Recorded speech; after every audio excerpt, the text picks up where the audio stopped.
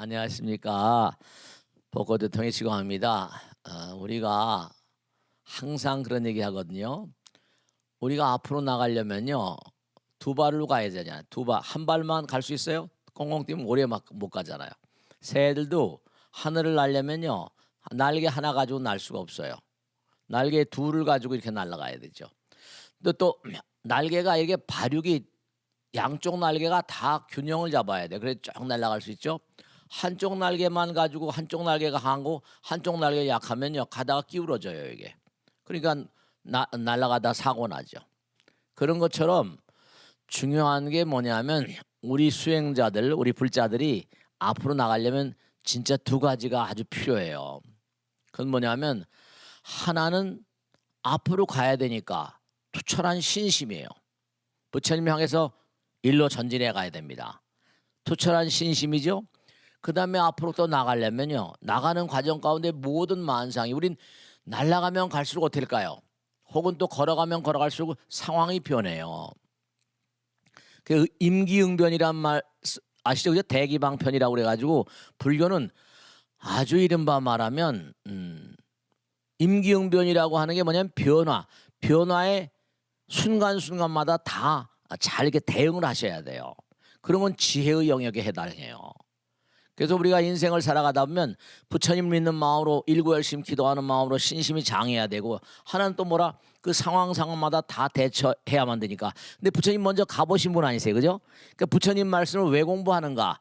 끊임없이 앞으로 나가면 상황이 변합니다. 별하별 상황이 다 오죠. 네, 저 같은 중생도 마찬가지예요. 뭐 여러 가지 상황이 막 벌어집니다.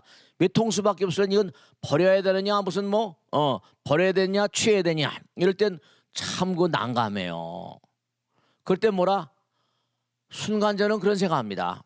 에이 죽으면 다 버리고 갈 것을 한번 부처님 믿는 마음으로 믿어보자 이런 마음으로 살아갑니다. 어떡하겠어요, 그죠? 항상 가다 보면 외통수가 있어요. 그때는 부처님 믿는 마음으로 부처님께 기도하는 마음으로 나갈 수밖에 없어요. 그래서 인생이라는 거는 정말 우리가 인생 자체가 수행이에요. 그 때문에 항상 여조양익이라 새 두 날개처럼 하나는 신심이 필요하고 신심은 기도의 영역이라고 할 수 있죠. 하나는 또 뭐예요?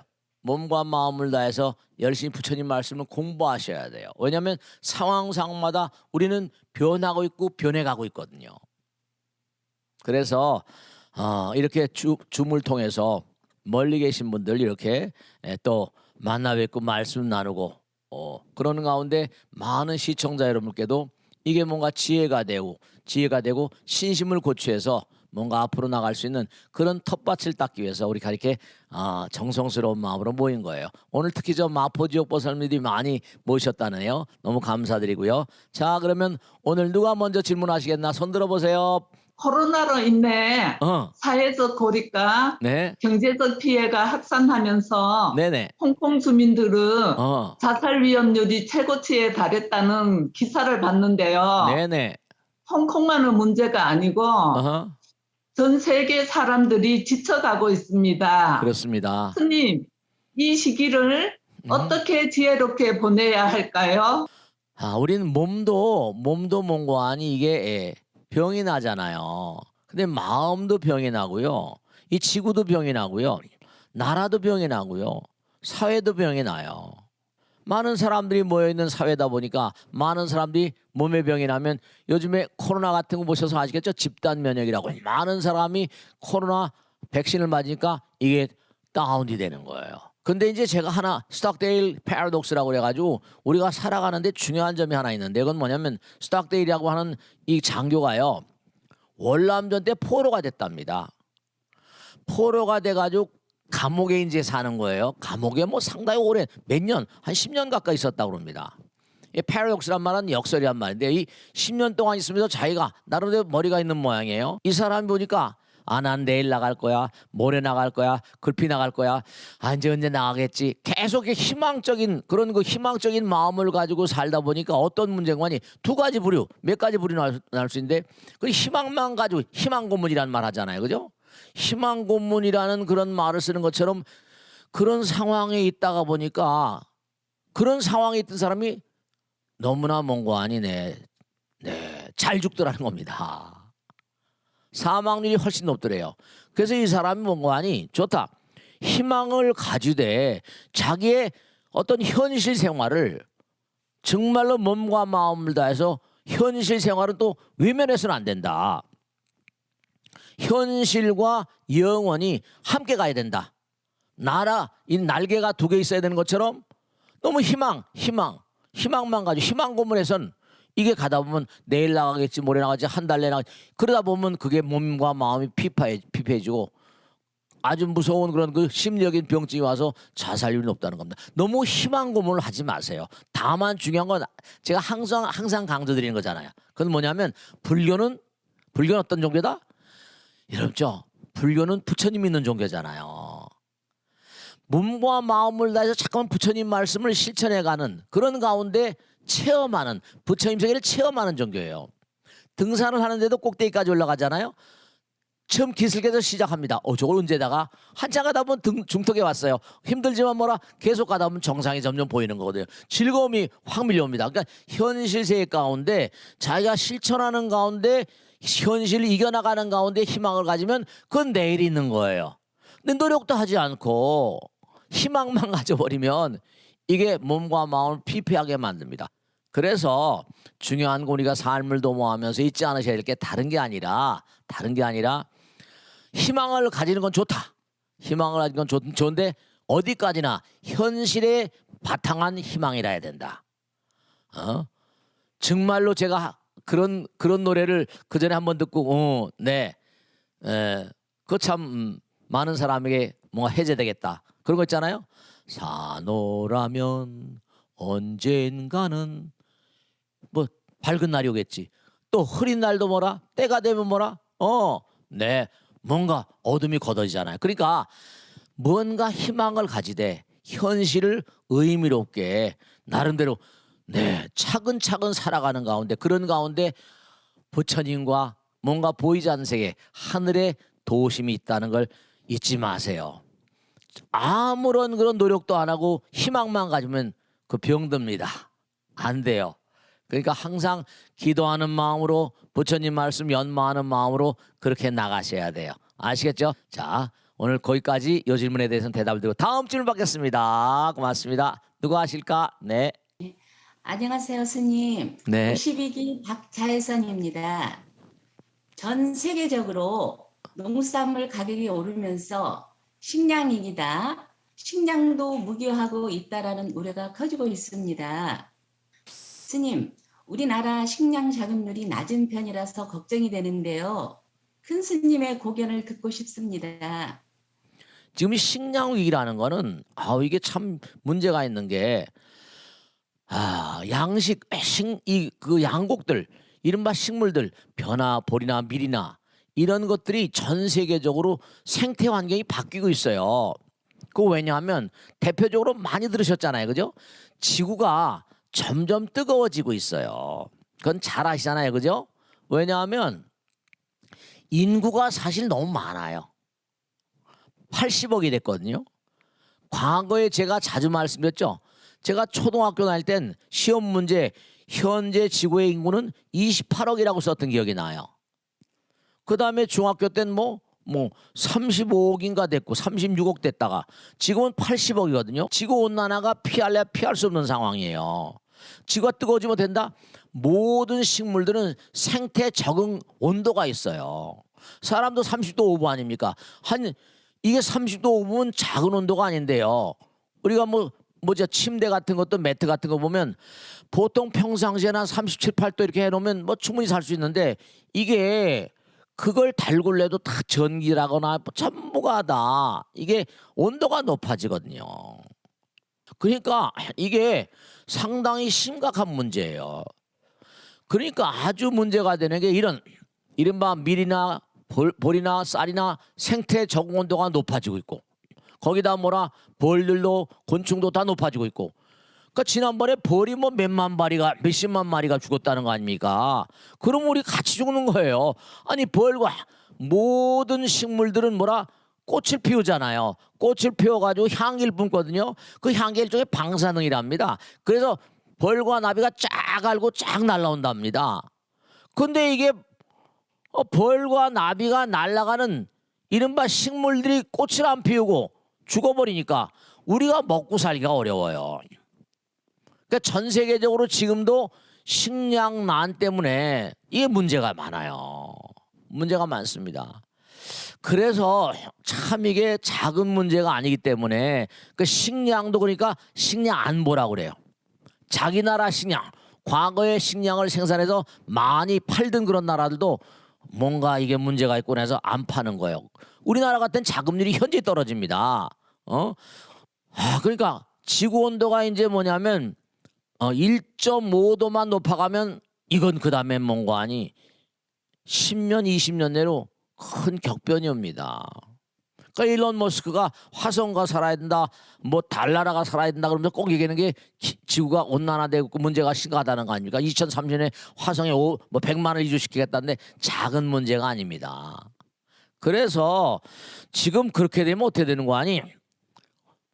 캐나다라거나 미국 같은 데도 밀이 많이 생산되는데 작년 생산량의 40% 정도가 줄었대요. 그래서 우리 모든 국민들이 해야 될 일은 자연 생태계에 대한 생태계에 대한 옹호 내지는 보호, 어떻게 지금 슬기롭게 관리할 것인가, 이런 문제에 대해서 과거와는 유달리게 좀 관심을 대단히 심각하게 정말 진지하게 생각해야 됩니다.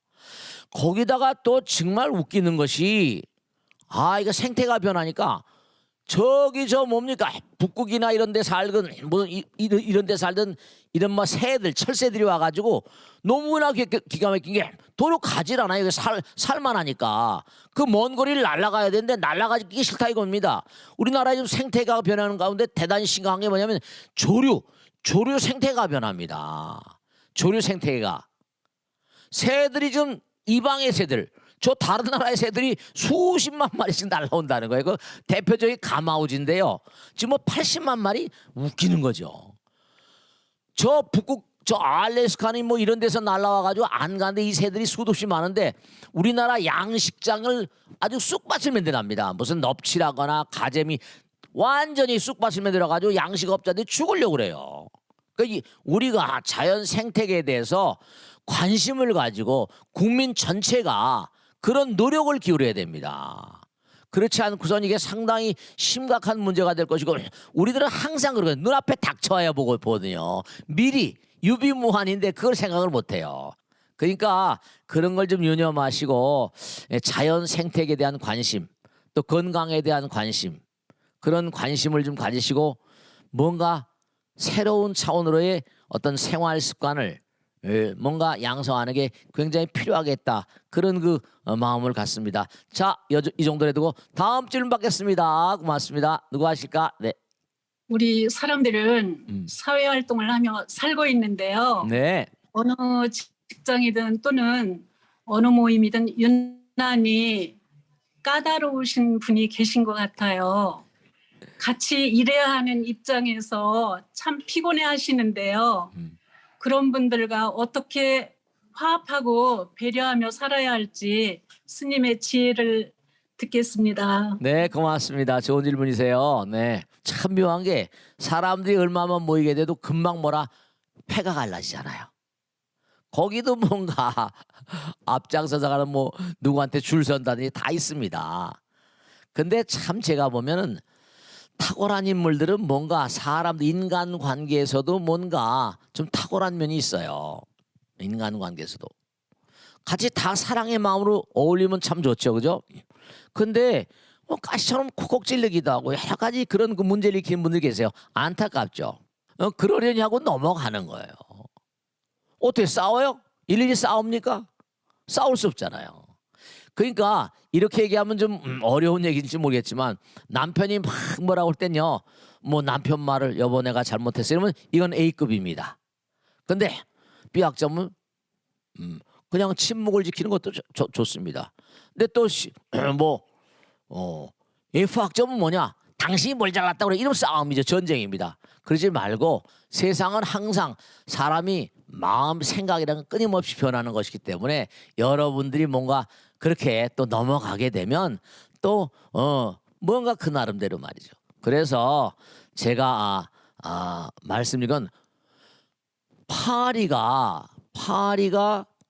말 궁둥이에 붙어 있으니까 늙은 말이 움직이기 싫잖아요. 근데 나름대로 발로 자꾸만 움직이니까 뭐라? 그것도 운동이 되거든요.